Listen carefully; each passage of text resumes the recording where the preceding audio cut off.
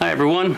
No, I didn't finish the Cougar. This is a SIG Cobra, the little brother to the Cougar. There's a few things on here I wanted to show you before we get started on the Cougar, so let's roll the intro and we'll get to it.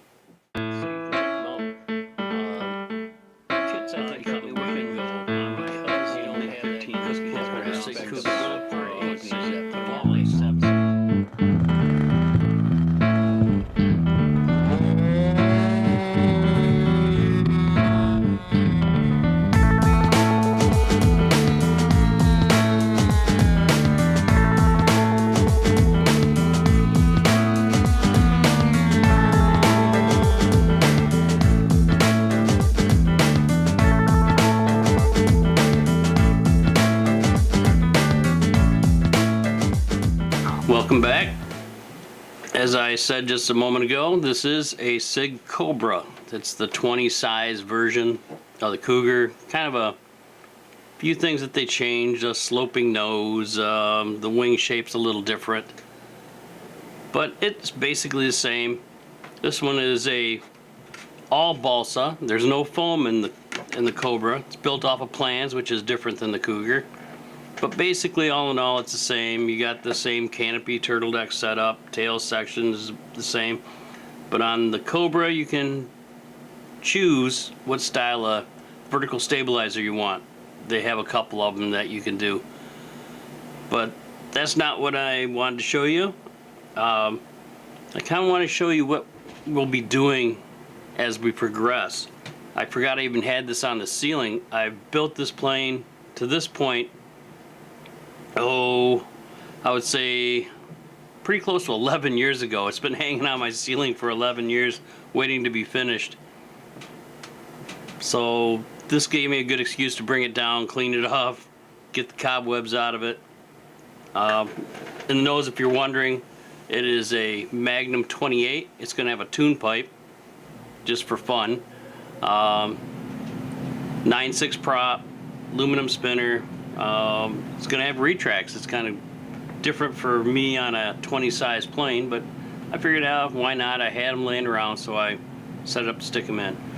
So I'm going to zoom down and show you a couple things before we get started on the Cougar. Let's start with one of the obvious things. I did a video a while back called Improving Your Wing Saddle, and we're basically going to do that on the Cougar. This fillet right there will be basically the same on the Cougar, and you can see how tight it fits up in front all the way down. And by the time I'm done, it's gonna be really hard to see that. I'm sure you'll be able to see it, but it'll be very hard to see it. And as far as the fairing goes, there's a lip right here. You can hear it. That will pretty much be gone. The fairing itself is on the fuselage, but to finish it off, the rest of it's going to have to be on the wing, and that'll happen probably after I get the glassing done. We'll add that little piece, maybe before. I'm not really sure how I want to do it yet. That's one thing. The second thing I wanted to show you is the rudder. You can see I didn't quite finish the fill on the side here, but the rudder is hooked up to a push rod.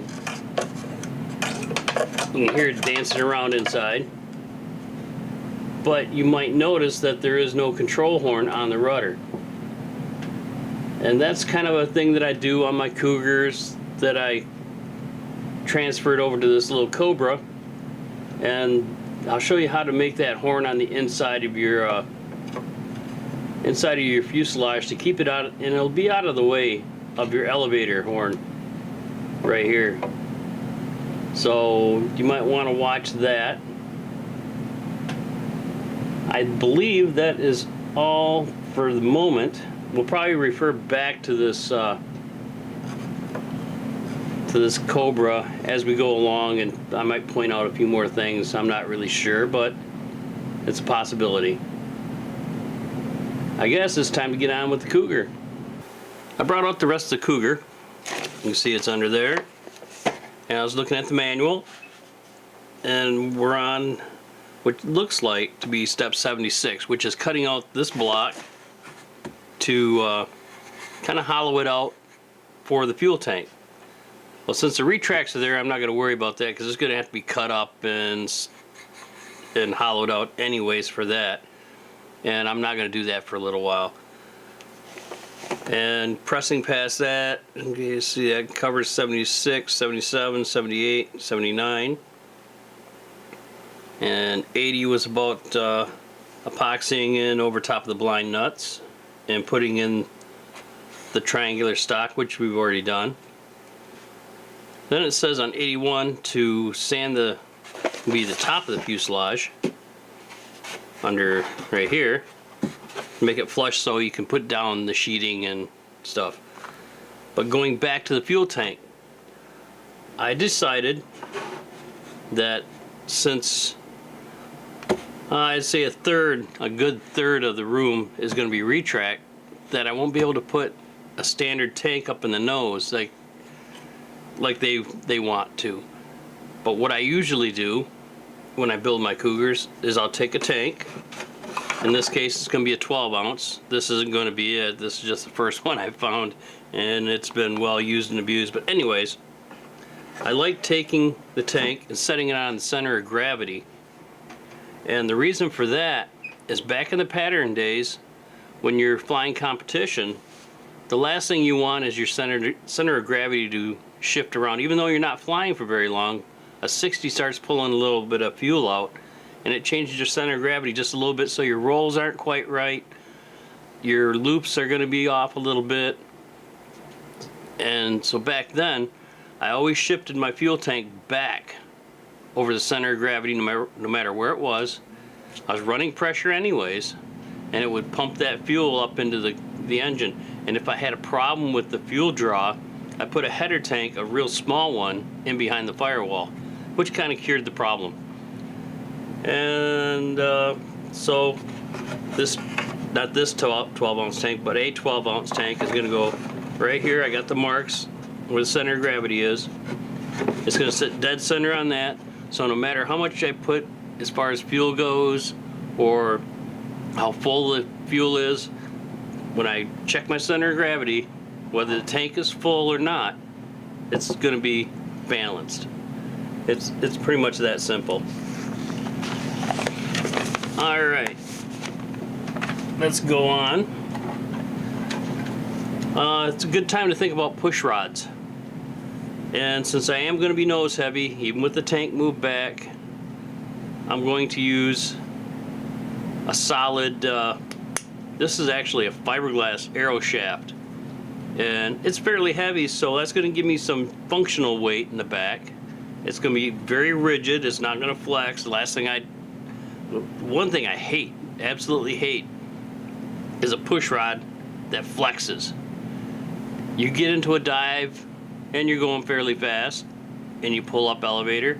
The last thing you want is that elevator pushing on your push rod at a high G, a lot of pounds per square inch pushed on that elevator, and having it push on your push rod and do this. You basically get no elevator and you can't pull out, and it's a disaster. That's happened to me a couple times. So I don't put up with that. I go with something fairly heavy that's going to not bend. I usually use carbon fiber arrow shafts. They're a lot lighter, but since I am going to have a balance problem, I'm going for the functional weight in this case. I have what do they call this? Golden cable. This is going to be for the throttle control. I'm not going to worry about that now. I'm just kind of going through the parts that I'm going to be using. Probably not, not on this segment, but the upcoming segments. And let's see what else.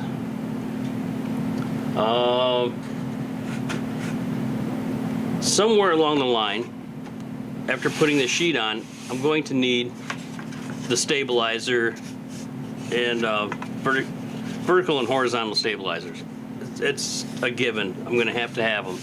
So what I think I'm going to do is cut these out, assemble them first, set them off to the side, so when I get to that point, I have them, and we can just press on. So let me clear this off. We'll cut out the last remaining pieces on these 2 sheets and assemble the parts, and we'll go from there. I have my stabilizer and rudder sheets here, and I've noticed something that I'm gonna have to take care of before I start cutting them, and maybe you can see it. Can you see that warp? That thing just takes off at the end and goes that way. And it's right in the middle of all these rudder pieces, and it actually starts all the way down here. So this is all going to have to be flattened out, and it's going to take me a little while to do that. So I'll be back, and it looks like this one also. I'm going to steam them out just like I showed earlier, and then we'll cut them out and proceed on with the build. I finished the de-warping of the wood. This one's just a little bit off, not too bad. That I think will be easier if I cut it out and then get the warp out of it. I might not even have to, because when I glue it to this piece, it might just take the warp out. So we'll see how that goes. And I believe you've seen me cut out parts before, so this is not that important that you watch that. But what I'm going to do is I'll probably go to my jigsaw, cut out around these parts, and go to my sander and sand them flush on the edges 90 degrees, and that's not a big deal either. So when I come back, these will all be cut out and be ready to glue them together. I cheated a little bit. I went ahead and assembled everything after I got done sanding them out. And I did what I said. I put them on my jigsaw, cut them out, put them on my disc sander, and sanded them flush. Came down here, put an 1/8 inch bead of glue on all the mating surfaces, stuck them together, pinned them. Not a big deal, didn't take very long. Like before, this is freezer paper, it has a wax side on it. And that's really all there was to it. Matched up the A's and B's where the arrows are to get your alignment. And on the stab, it's an X and a Y and an F and an E on here and whatever.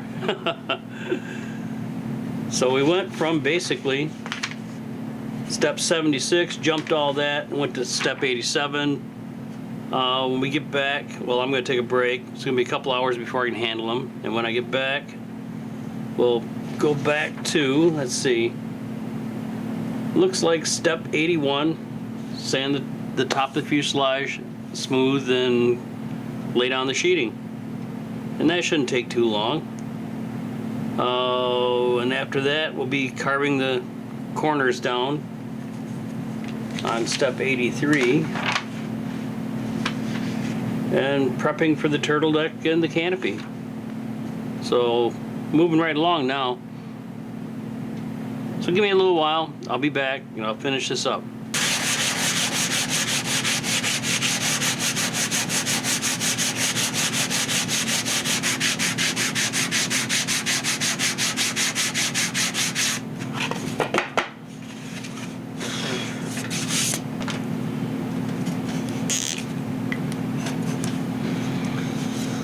Alright, now I'm going to mark the center line of the horizontal stab with a couple of dots.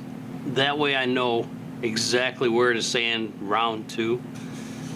It doesn't have to be perfect. I usually do this by hand, just scrubbing it in, but I want to show you how to do it more accurately than just eyeballing it.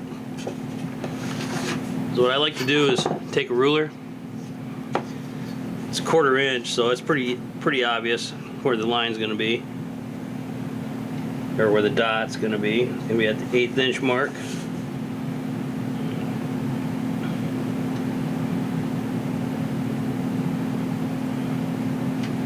And if you can eyeball where that dot goes, hey, do it. Speed up the process.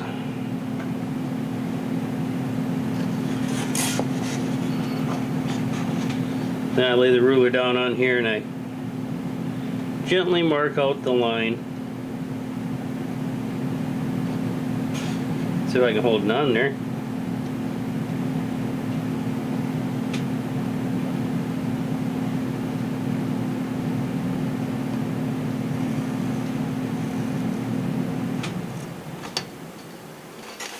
Basically like that. I don't know if you can see that or not, but there is a line down the center.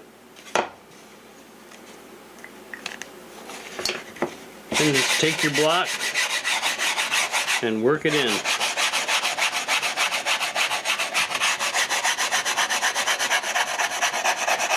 I'm using 80 grit just to knock it down real fast, and then I'll probably switch to 220 and do it without the sanding block.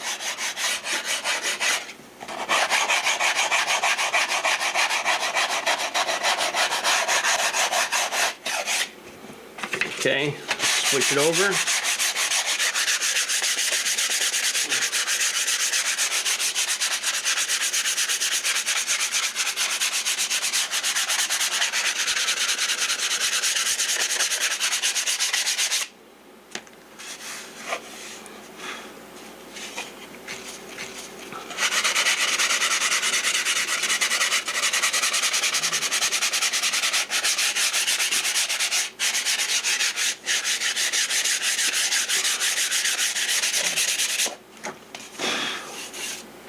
There it is. I don't know if you can see how round that is or not, but it's very round. It looks good. I'm happy with it the way it is. I'll do the other side. Then I haven't taken these off the paper yet, but I'm going to sand these out real fast, set these off to the side, and when I come back, we'll start laying down the sheeting.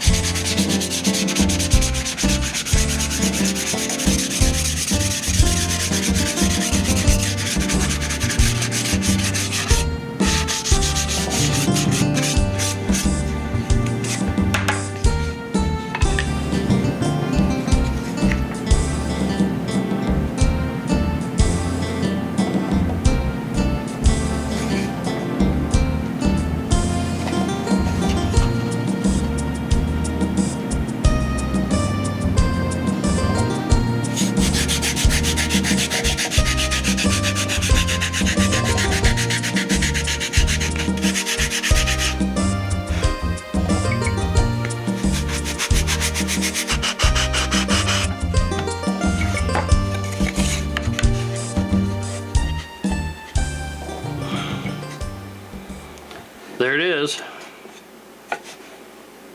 What do you think? Shaped, ready to go. Let me clean up this mess, and then we'll get started on the sheeting. Well, I just started cutting out the sheeting for the top. It's not a big deal. I had leftover from the bottom, and all I did was lay it across here like this. Marked it from underneath on this bottom here, like that, and cut it off with a saw. And I'm going to go all the way down until I get them all cut. Then glue them on. Simple as that.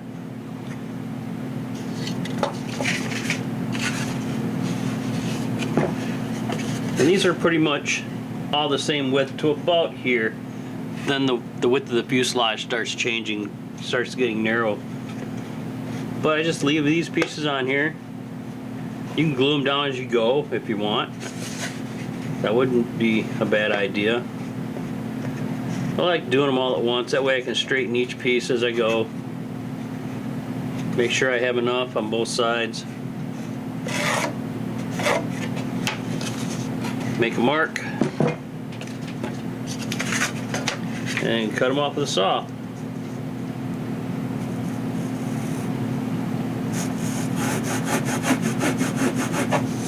Over to away from that paper. It's like that. and just keep going till I'm done. When I get the last piece cut, I'll be back and glue them all on. Here they are. Got them all cut out in order, front to back. Gonna go with the trusty segment. Looks like I need to squish her down a little bit. And what I'm gonna do is mark these out. Kinda helps.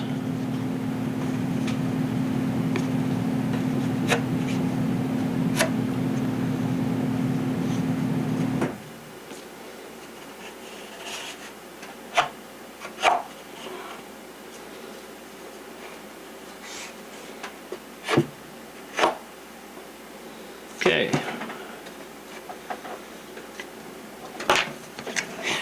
Here we go. Whoa, a little much.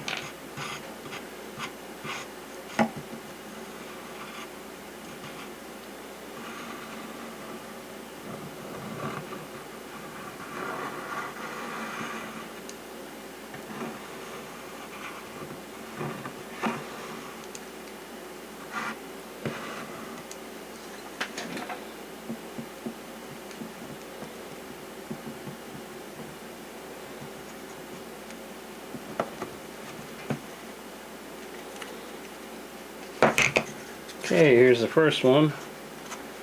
Just like before, when I sat them down, you set them down, give them a little wiggle.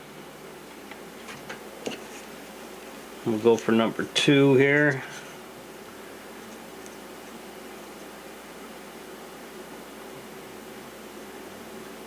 Nice bead of glue on the edge.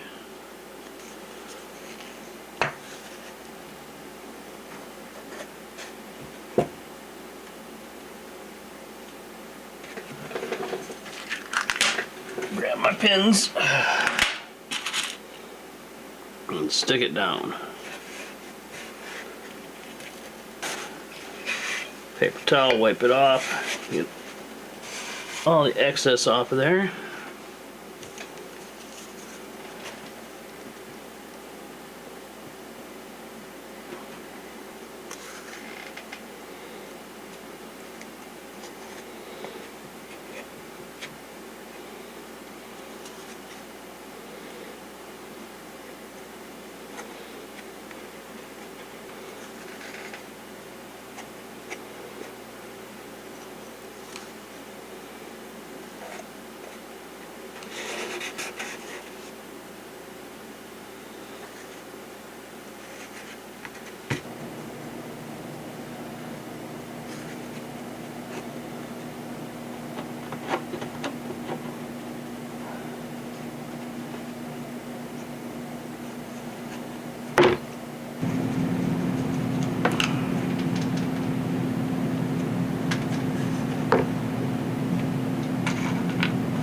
Alright, that's it. I'm pretty much done with the sheeting for now.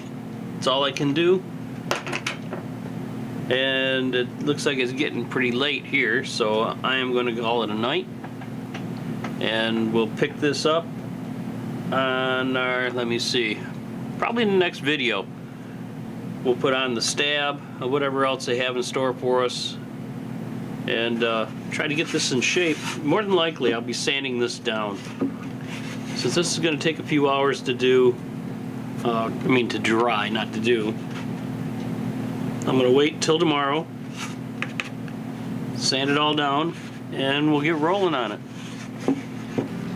So until next time, have a good one.